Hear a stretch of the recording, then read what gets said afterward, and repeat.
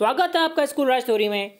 आज हम आरंभ करने जा रहे हैं कक्षा 7 में सामाजिक विज्ञान में ज्योग्राफी जो कि भूगोल है उसका 7वां अध्याय मानवीय पर्यावरण, बस्तियां, परिवहन एवं संचार। मानवीय पर्यावरण, ह्यूमन एनवायरनमेंट, मतलब कि मानव कौन से वातावरण में रहता है, उसकी बस्तियां कैसी होती है। परिवहन मतलब इधर से उधर जाने के लिए वह क्या परिवहन का यूज़ करता है, कौन से व्हीकल का यूज़ करता है। एवं संचार मतलब कि संचार से हम क्या करते हैं, एक दूसरे से बातें कर पाते हैं, हम टीवी देख पाते हैं, ये सब क्या है, संचार के साधन हैं। तो चलिए देखते हैं। अध्याय 1 में हम पढ़ चुके हैं कि प्रारंभिक मानव भोजन, वस्त्र एवं आवास के लिए पूर्ण रूप से प्रकृति पर निर्भर करता था, लेकिन समय के साथ उसने नए कौशल विकसित किए और खाद्य पदार्थों का उत्पादन, घर बनाने, यातायात एवं संचार के बेहतर साधनों को विकसित किया। इस प्रकार उसने अपने आवास के वातावरण को अपने अनुकूल बनाया। इस पैराग्राफ में हमने देखा कि जो प्रारंभिक मानव मतलब कि जो आदिवासी या फिर जो बहुत ही पुराने जो लोग थे वो कैसे रहते थे, उनका निर्भरता किस पर थी, वे प्रकृति पर पूरी तरह से निर्भर थे। फिर धीरे धीरे अपने कौशल को विकसित किया और अपने साधनों को भी विकसित किया। वह स्थान जहाँ भवन तथा बस्तियाँ विकसित होती हैं उसे बसाव स्थान कहते हैं। आदर्श बसाव स्थान चयन के लिए प्राकृतिक दशाएं कौन कौन सी हैं? अनुकूल जलवायु, जल की उपलब्धता, उपयुक्त भूमि और उपजाऊ मिट्टी। आदर्श बसाव का मतलब है जहाँ पर ज़्यादा प्राकृतिक संसाधन उपलब्ध होते हैं, वहाँ ऑटोमेटिकली बसाव ज़्यादा होता है कि वहाँ पे मानव ज़्यादा रहते हैं। जैसे कि अनुकूल जलवायु अनुकूल होती है तो वहाँ पर ज़्यादा लोग रहते हैं। जल की उपलब्धता, बिना पानी के जीवन नहीं है, तो जहाँ जल ज़्यादा मिलता है वहाँ ज़्यादा लोग रहते हैं। उपयुक्त भूमि मतलब भूमि भी ज़्यादा मिलनी चाहिए, समतल भूमि जो होती है। और उपजाऊ मिट्टी, ताकि वहाँ पर कुछ भी फसल उगाई जा सके। बस्तियाँ वह स्थान है जहाँ लोग अपने लिए घर बनाते हैं। आज आपकी बस्तियाँ होंगी, हमारी बस्तियाँ हैं। प्रारंभिक मनुष्य वृक्षों एवं गुफाओं पर निवास करते थे। जब उन्होंने फसलें उगाना आरंभ किया तो उनके लिए एक जगह स्थायी घर बनाना आवश्यक हो गया। बस्तियों का विकास नदी घाटियों के निकट हुआ क्योंकि वह पर्याप्त मात्रा में जल उपलब्ध था और भूमि भी उपजाऊ थी। व्यापार, वाणिज्य एवं विनिर्माण के विकास के लिए साथ ही मानव बस्तियाँ ही बड़ी होती गई। नदी घाटी के निकट बस्ती पनपने लगी एवं सभ्यता का विकास हुआ। क्या आपने सिंधु, टिग्रिस, नील, हुआंगी नदियों के किनारे विकसित सभ्यताओं के नाम याद है? इसमें हमने क्या देखा इस पैराग्राफ में कि बस्तियां कहाँ पर विकसित हुई? जहाँ पर उपजाऊ भूमि और जल की उपलब्धता उन्हें मिली। धीरे धीरे वहाँ बसावट होती गई और नई नई सभ्यता विकास हुआ, जैसे कि सिंधु सभ्यता, टिग्रिस सभ्यता, नील और हुआंगी। ये सारी कैसी है? नदियों के पास में विकसित सभ्यताएं थी।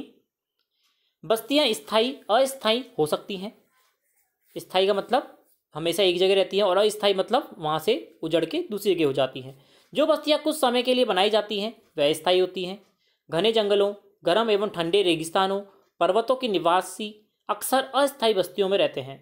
वे आखेट, संग्रहण, स्थानांतरित कृषि और ऋतु प्रवास जो होता है। यद्यपि अधिकांश बस्तियां आज स्थायी बस्तियां हैं। कुछ कैसी होती हैं? स्थायी होती है और कुछ अस्थायी होती है। अस्थायी जो कुछ समय के लिए बनाई गई होती हैं, जो घने जंगलों में शिकार के लिए बनाई जाती हैं, गर्म एवं ठंडे रेगिस्तानों में बनाई जाती हैं और पर्वतों पर निवास करने वाले अक्सर अस्थायी बस्तियां बनाते हैं।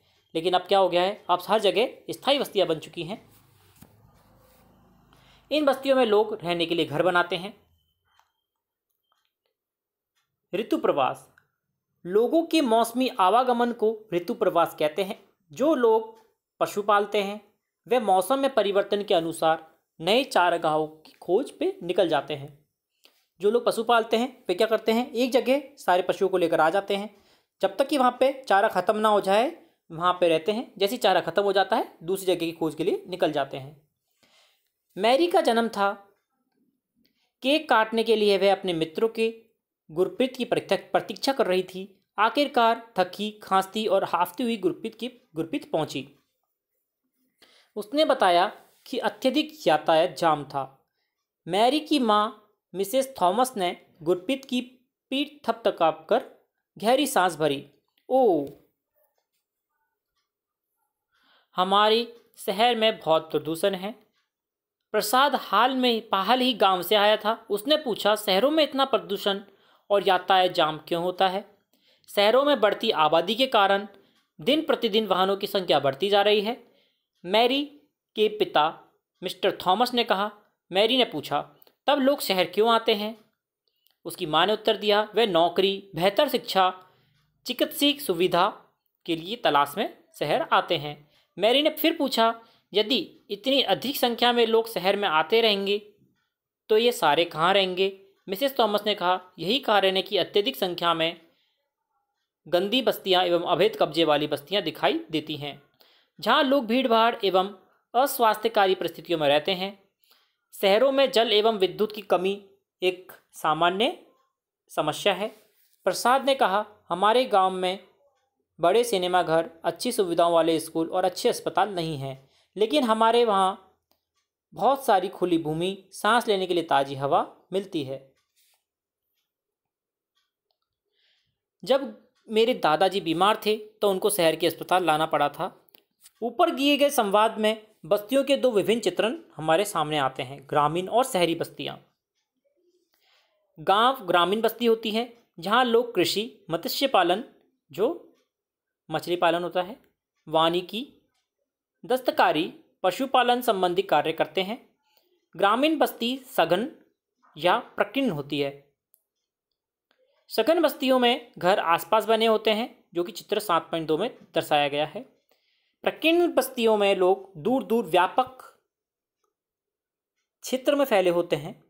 इस प्रकार की बस्तियां मुख्यतः पहाड़ी क्षेत्रों, घने जंगलों, अति विषम जलवायु वाले क्षेत्रों में पाई जाती है। ग्रामीण क्षेत्रों में लोग अपने पर्यावरण के अनुकूल घर बनाते हैं। अत्यधिक वर्षा वाले क्षेत्रों में ढाल वाली छत बनाते हैं, और जिन स्थानों में वर्षा के समय जल का जमाव होता है वहाँ ऊंचे प्लेटफॉर्म अथवा स्लिट पर घर बनाए जाते हैं। गर्म जलवायु वाले क्षेत्रों में मिट्टी की मोटी दीवार वाले घर बनाए जाते हैं, जिनकी छत फूस की बनी होती है। स्थानीय सामग्री जैसे पत्थर, पंख, चिकनी मिट्टी, तन आदि का उपयोग कर घर बनाते किया जाता है।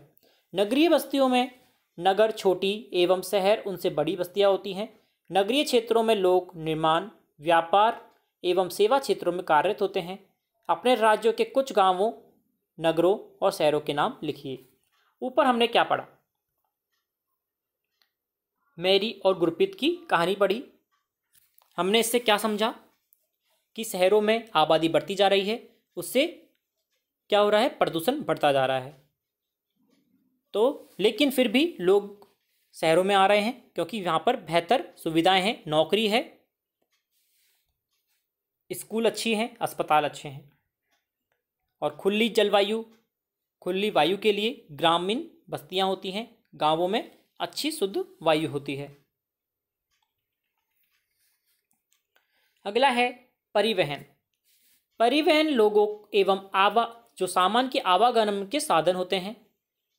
मतलब कि परिवहन लोगों के आवागमन, मतलब लोग इधर से उधर होने के लिए और सामान को इधर से उधर करने के लिए जो साधन होते हैं उन्हें क्या कहते हैं? परिवहन कहते हैं। पुराने समय में अत्यधिक दूरी की यात्रा करने में अत्यधिक समय लगता था। उस समय लोग पैदल चलते थे एवं अपने सामान को ढोने के लिए पशुओं का उपयोग करते थे। पहिए की खोज से परिवहन आसान हो गया। समय के साथ परिवहन में विभिन्न साधनों का विकास होता गया, लेकिन आज भी लोग परिवहन के लिए पशु का उपयोग करते हैं, जो कि चित्र 7.5 में दर्शाया गया है।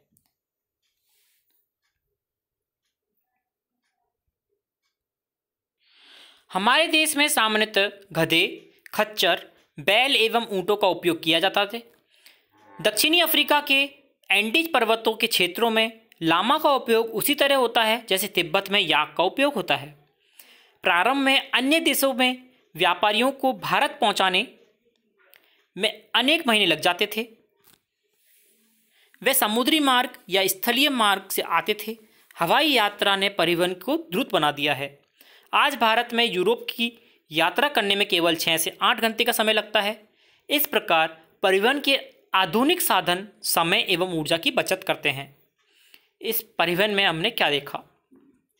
परिवहन क्या होता है? लोग इधर से उधर जाने के लिए और सामान को इधर से उधर करने के लिए साधन उपयोग में लेते हैं, उसे परिवहन कहते हैं। पुराने समय में अत्यधिक दूरी की यात्रा में बहुत अधिक समय लगता था।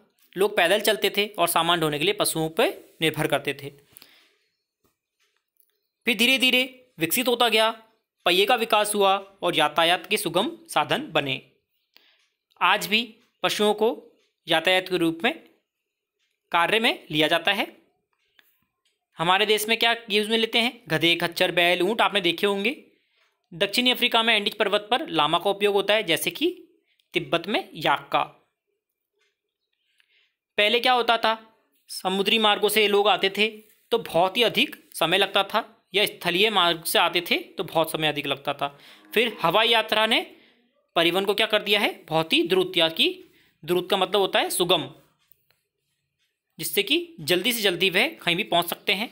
जैसे कि भारत से यूरोप की यात्रा 6 से 8 घंटे में हो जाती है, जिससे क्या होता है? समय और ऊर्जा की बचत होती है।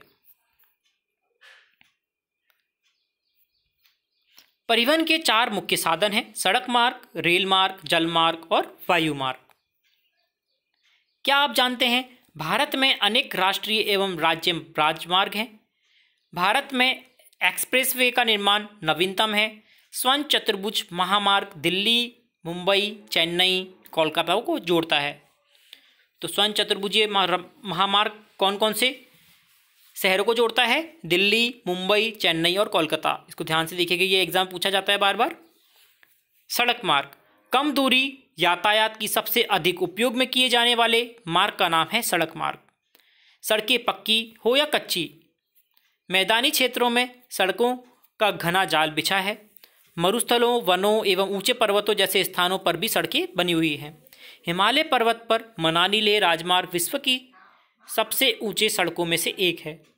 भूमिगत सड़कों को भूमिगत मार्ग सबवे कहते हैं। फ्लाई ओवर उत्थित संरचनाओं के ऊपर बनाए जाते हैं। फ्लाईओवर उत्थित संरचना मतलब ऊपर उठ के बनाए जाते हैं। सड़क मार्ग में हमने क्या पढ़ा? आप सबने सड़कें देखी होंगी, आप चले होंगे। ये पक्की भी हो सकती है और कच्ची भी हो सकती है। सड़कों का घना जाल मैदानी क्षेत्रों में बिछा हुआ है और ये पर्वतों और वनों में भी बिछा है। जो भूमिगत सड़कें होती हैं उन्हें सबवे कहते हैं, और जो ऊपर सड़कें बनाई जाती हैं उन्हें फ्लाईओवर कहते हैं। पक्की सड़क और कच्ची सड़क का चित्र बताया गया है।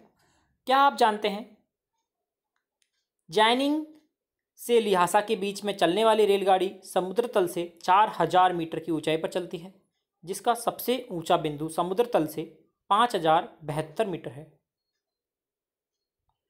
रेल मार्ग के द्वारा तीव्रता से एवं कम खर्च में लोगों का आवागमन और भारी सामान को ढोने का कार्य होता है। वाष्प के इंजन की खोज एवं औद्योगिक क्रांति ने रेल परिवहन के तीव्र विकास में सहायता प्रदान की है। डीजल एवं विद्युत इंजनों ने व्यापक रूप से वाष्प के इंजनों का स्थान लिया है।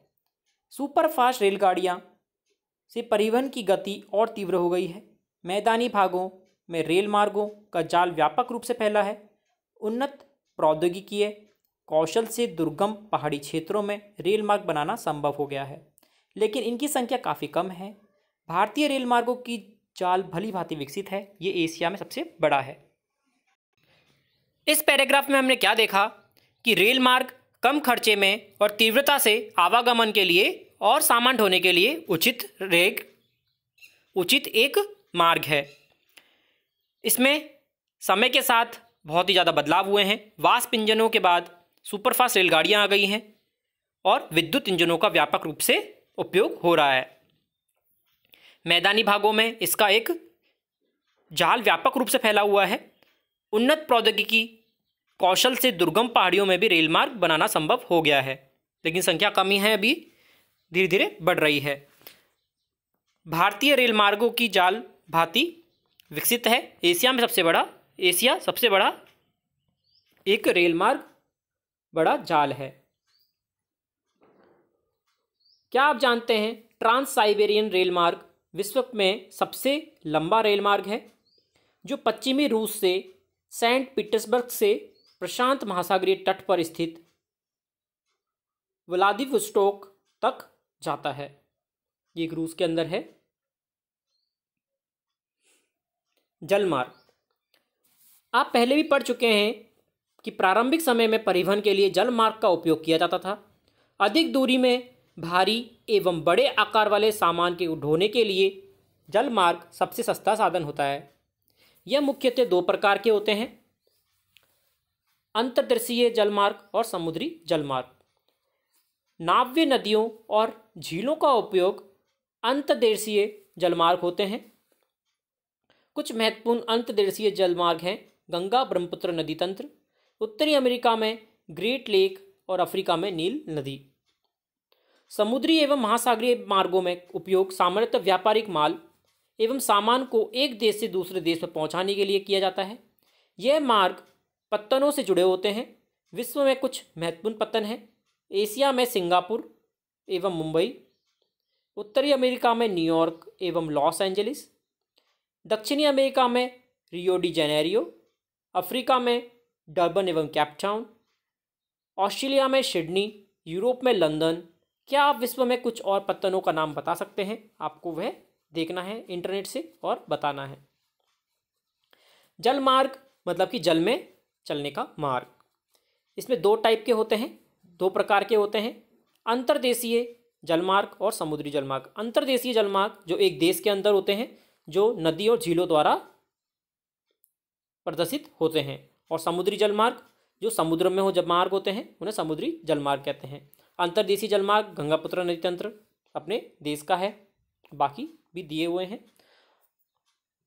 और जो समुद्री मार्ग है वह एक महासागर से दूसरे महासागर या फिर एक देश से दूसरे देश में जाने के लिए या फिर बड़े आकार के और भारी भरकम सामान को अधिक उपयोगी और सुगम तरीके से पहुंचाने के लिए कम खर्चे में इसका उपयोग किया जाता है। अगला है वायु मार्ग। 20वीं सदी के आरंभ में विकसित यह परिवहन का सबसे तीव्र मार्ग है। ईंधन की लागत अधिक होने के कारण यह सबसे महंगा है। वायु यातायात खराब मौसम जैसे कोहरे तूफान से कुप्रभावित होता है। यह यातायात का अकेला साधन है जो सर्वाधिक दुर्गम और दूर स्थानों पर पहुंच जाता है, विशेष रूप से जहां सड़क एवं रेल मार्ग नहीं है। हेलीकॉप्टर अगम्य स्थानों एवं संकटकालीन स्थितियों में लोगों को बचाने, भोजन, जल, कपड़ों और दवाओं को बांटने के लिए एक उपयोगी साधन है। कुछ महत्वपूर्ण हवाई पत्तन हैं Delhi, Mumbai, New York, London, Paris, Frankfurt, Cairo etcetera इत्यादि। वायु मार्ग 20वीं सदी के आरंभ में विकसित हुआ था। ये सबसे तीव्र मतलब कि सबसे तेज मार्ग है। सबसे कम समय में हम पहुंच सकते हैं इधर से उधर, लेकिन ईंधन का इसमें खपत ज़्यादा होता है, ईंधन महंगा होता है, तो ये सर्वाधिक महंगा साधन है। वायु यातायात जैसे कोहरा, तूफान और भी कोई खराब मौसम है तो प्रभावित करता है, उसमें उड़ान नहीं भर पाता है। लेकिन जहाँ सड़कें और रेल मार्ग नहीं है या फिर कोई संकटापन्न स्थिति है तो वहाँ हेलीकॉप्टर आसानी के साथ पहुँच जाता है, जैसे कि भोजन, जल, कपड़े, दवाएं बांटने के लिए। कुछ महत्वपूर्ण हवाई पत्तन कौन कौन से हैं? Delhi, Mumbai, New York, London, Frankfurt, Paris, Cairo. संचार दूसरों के पास तक पहुंचाने की प्रक्रिया है। तकनीकी विकास के साथ मानव ने संचार के नए नए तीव्र साधनों का विकसित कर लिया है। चित्र 7.10 में संचार तंत्र का विकास का वर्णन किया गया है, देखते हैं हम। संचार के क्षेत्र में विकास में विश्व में सूचना क्रांति आई है। सूचना प्रदान करने के लिए शिक्षा तथा मनोरंजन के लिए संचार के विभिन्न साधनों का उपयोग होता है। समाचार पत्रों, रेडियो, टेलीविजनों द्वारा हम बड़ी संख्या में लोगों के साथ संचार कर सकते हैं, इसलिए इनको जनसंपर्क माध्यम कहते हैं। सैटेलाइट से संचार में तीव्रता आई है। तेल की खोज, वनों का सर्वेक्षण, भूमिगत जल, खनिज संपदा मौसम पूर्वानुमान, आपदा पूर्व चेतावनी आदि में सैटेलाइट सहायक होते हैं। आज सेल्युलर फोन द्वारा बेतार टेलीफोनिक संचार अत्यधिक लोकप्रिय हो चुका है। इंटरनेट के माध्यम से विश्व भर में केवल सूचना एवं परस्पर समीपता ही नहीं मिलती है, अपितु इनसे हमारा जीवन अधिक सुखमय भी हो गया है। अब हम घर बैठे रेल, हवाई जहाज, सिनेमा हॉल, होटल की टिकट आरक्षित करवा सकते हैं। संपूर्ण विश्व में इस प्रकार लोगों के बीच, लोगों एवं सेवाओं तथा संसाधनों, संस्थाओं के बीच तीव्र गति से आपसी संपर्क संभव होने के कारण आज हम एक वृहद विश्व समाज के रूप में विकसित हो रहे हैं। संचार मतलब कि एक सूचना को दूसरे स्थान से किसी के पास पहुंचाना की क्रिया क्या कहलाती है? संचार कहलाती है। तकनीकी के साथ इसमें क्रांति आई है। सूचना प्रदान के लिए, शिक्षा, मनोरंजन के लिए संचार एक विभिन्न साधनों का उपयोग होता है। और जनसंपर्क के माध्यम कौन कौन से हैं? समाचार पत्र, रेडियो, टेलीविजन, जैसे कि हम देखते हैं। सैटेलाइट से संचार में तीव्रता आई है, तेजी आई है। इससे कई सारी चीज़ों में मदद मिलती है, जैसे तेल की खोज करने में, वन का सर्वेक्षण में, भूमिगत जल में, खनिज संपदा में, और मौसम पूर्वानुमान में, और आपदा पूर्व चेतावनी में। हम इंटरनेट से विश्व के हर कोने में बात कर सकते हैं और वहाँ की सूचना हमें मिल जाती है। आगे एक जाल दिया हुआ है संचार का,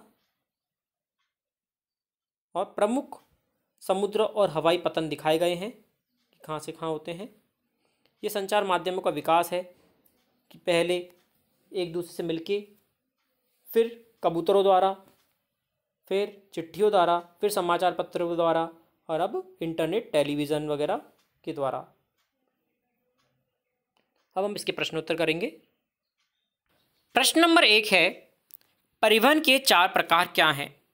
परिवहन के 4 प्रकार हैं: सड़क मार्ग, रेल मार्ग, जल मार्ग और वायु मार्ग। प्रश्न 2 है, बस्ती से आप क्या समझते हैं? ऐसा स्थान जहां लोग अपने रहने के लिए छोटे छोटे घर बनाते हैं, जहां उन्हें पानी, भूमि उपजाऊ आसानी से मिल जाती है, वह बस्ती कहलाती है। तीसरा है, ग्रामीण लोगों के क्रियाकलाप क्या हैं? ग्रामीण लोगों के क्रियाकलाप प्रकृति से जुड़े होते हैं, जैसे कृषि, मत्स्य पालन, वानिकी, दस्तकारी और पशुपालन। प्रश्न 4 है, रेल मार्ग के किन्हीं 2 गुणों के बारे में बताइए। कम खर्चे पर लोगों को एक शहर से दूसरे शहर में जाना और भारी सामान को ढोने का काम करती है। प्रश्न 5 है, संसार से आप क्या समझते हैं? टेलीफोन, रेडियो, समाचार पत्रों, टेलीविज़न, इंटरनेट के माध्यम से सूचना का आदान प्रदान करने की प्रक्रिया संचार कहलाती है। प्रश्न 6 है, जनसंपर्क से आप क्या समझते हैं? जनसंपर्क माध्यम जैसे समाचार पत्रों, रेडियो, टेलीविज़न की मदद से हम बड़ी संख्या में लोगों के साथ सूचनाएं साझा करते हैं। प्रश्न 2 है, सही पर चुनित कीजिए। पहला है, इनमें से कौन संचार का साधन नहीं है? उत्तर हो जाएगा तीसरा, मेज। दूसरा है, इनमें से कौन सा सड़क का भूमिगत निर्माण है? सड़क का भूमिगत निर्माण कौन सा हो जाएगा? सबवे। इसका भी तीसरा हो जाएगा। तीसरा प्रश्न है, किसी द्वीप पर पहुंचने के लिए निम्न में से कौन सा यातायात का साधन उपयुक्त है? इसका आंसर होगा जहाज, पहला। चौथा है, यातायात का कौन सा साधन पर्यावरण को प्रदूषित नहीं करता है? इसका उत्तर होगा साइकिल, पहला। निम्न स्तंभों को मिलाकर सही जोड़े बनाइए। इंटरनेट संचार का एक साधन है, पांचवा हो जाएगा, पहले का पांचवा। फिर है नहर मार्ग, अंतर्देशीय मार्ग होता है, चौथा हो जाएगा। नगरीय क्षेत्र, पहला हो जाएगा, क्षेत्र जहां उत्पादन, व्यापार, सेवा के क्षेत्र पाए जाते हैं। सघन बस्ती, इसका उत्तर हो जाएगा आसपास निर्मित घरों वाले क्षेत्र, दूसरा हो जाएगा। अगला है, कारण बताइए। आज विश्व सिमटता जा रहा है। विश्व के सिमटने से आशय है कि लोगों में परस्पर बढ़ती समीपता से है। आधुनिक समय में दूरसंचार के माध्यम से बहुत ही कम समय में जानकारी का आदान प्रदान किया जा सकता है। अतः कहा जा सकता है आज विश्व समृद्धता जा रहा है। अगले क्रियाकलाप हैं जो आप छात्र आसानी से कर सकते हैं। फिर भी कोई दिक्कत आती है तो आप कमेंट बॉक्स में लिखकर बता सकते हैं, आपको ज़रूर सॉल्यूशन मिलेगा। आशा करता हूँ आपको ये चैप्टर आसानी से समझ में आया होगा। इसी प्रकार आगे पढ़ने के लिए जुड़े रहिए चैनल के साथ। धन्यवाद।